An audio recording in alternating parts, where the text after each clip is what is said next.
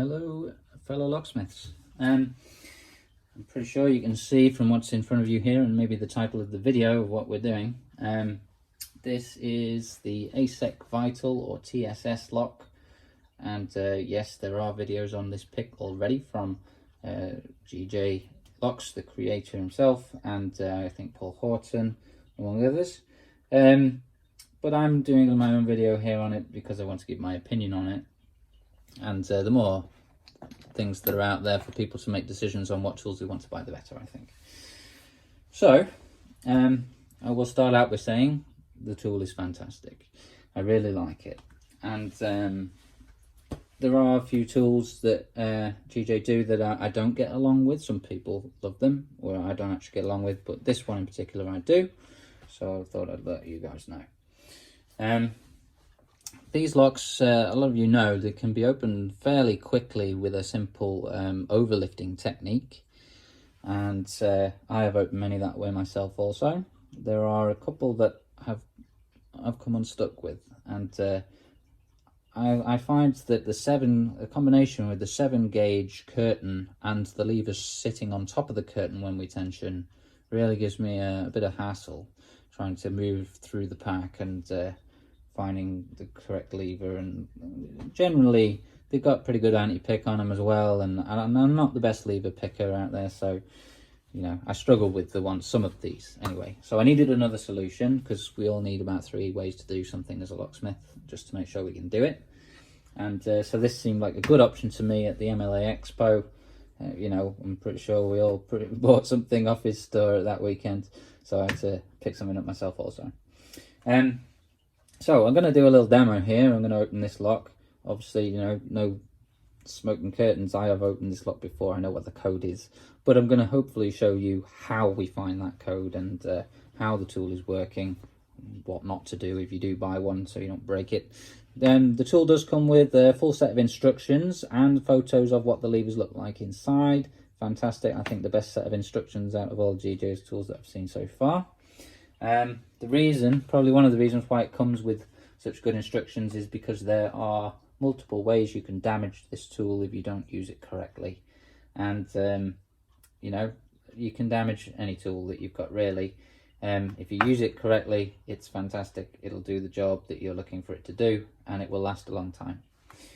So this lock here, and the one part about it which I would like to find a new way of doing because it's a little bit uncertain, would be the plasticine reader key.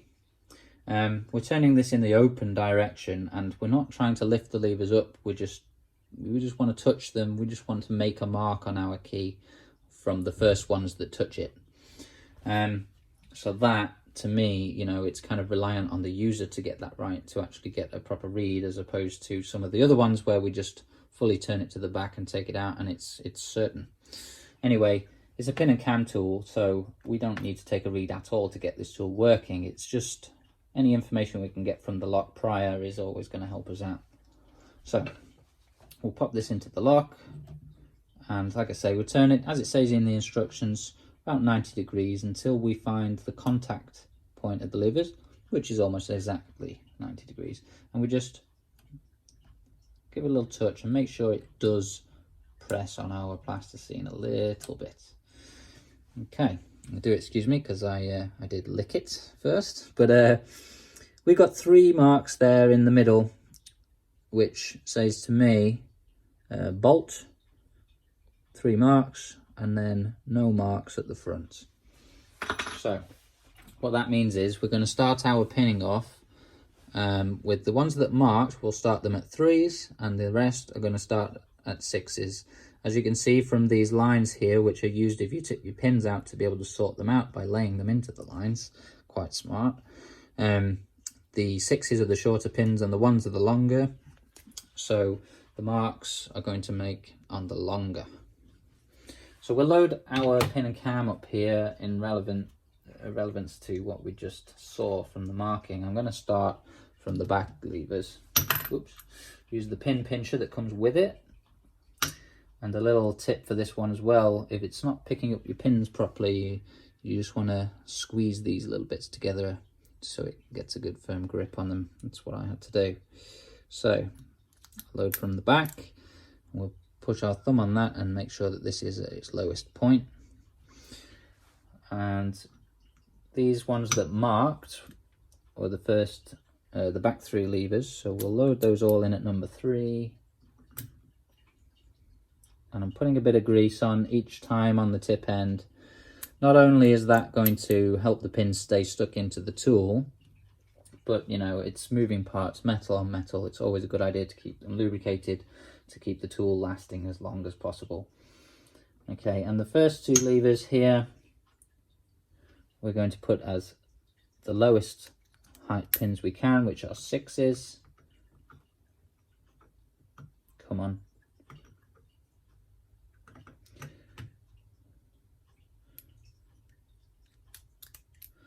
There we go.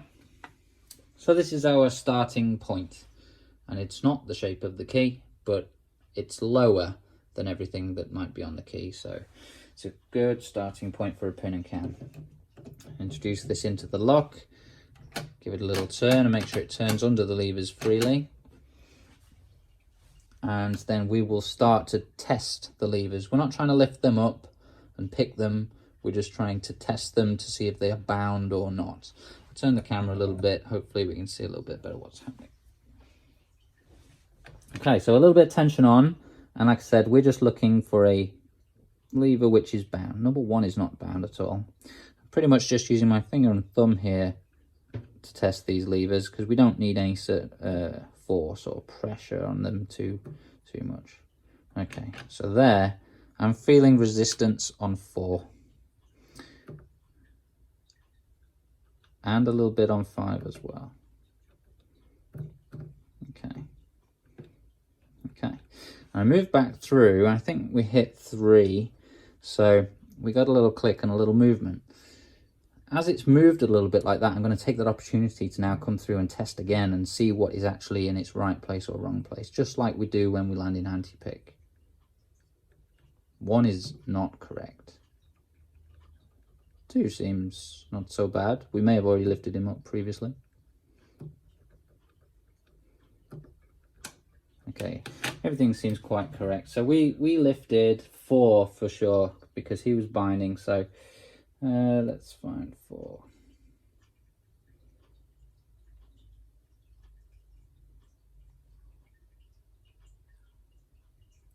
Just doing that with my fingers. I should probably use the pin pincher. 4 goes up to a 2. We'll put him back in and see what he says now.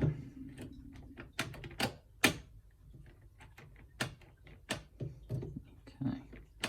So actually now it's a little bit tough getting under the levers there. So that tells me we may have just made a mistake, because the only one we changed has now given us a problem. I'm going to put him back down. And this might happen on the door, so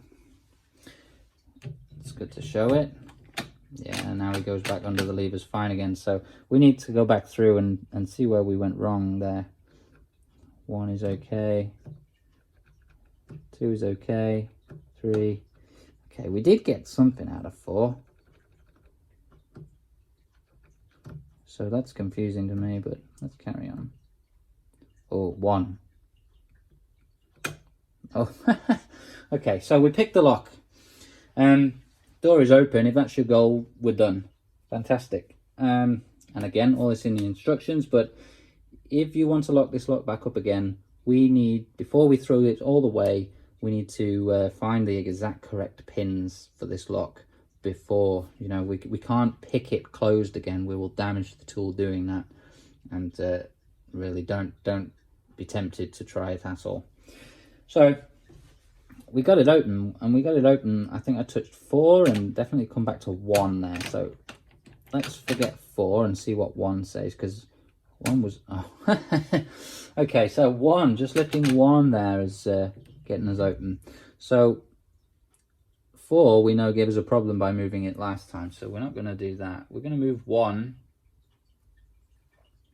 And there's a high chance that whilst we're lifting 1 here, we're actually bumping the rest of them as well. So we may need to move more than 1, more than number 1. Yeah, see, he's not opening yet.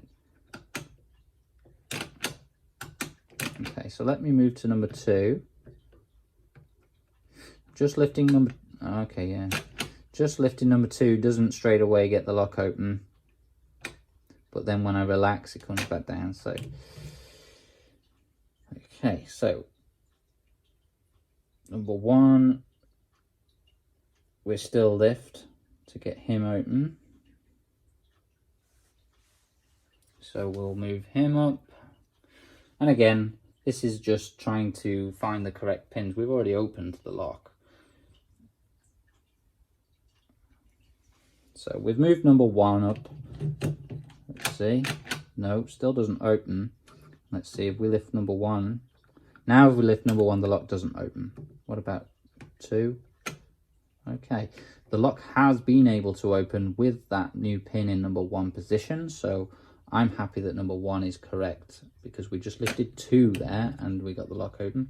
So I believe, and as the pick has shown us, that lifting 2 was what we needed to get the lock open. So I've changed number 2 now. So hopefully, not quite, something else needs to change. Let's have a look.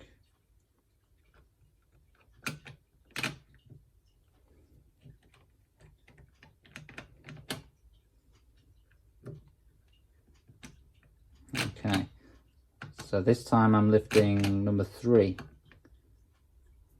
and we're getting the lock open. Let's see.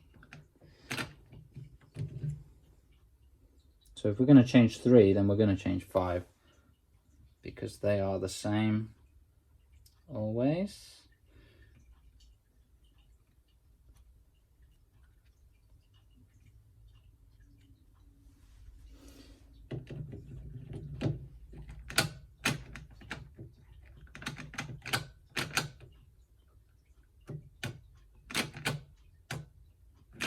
Now I'm touching 4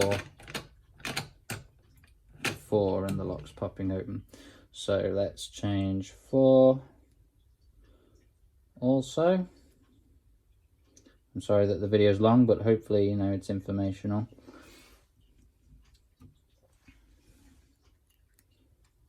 Okay, I've changed 4 out now as well.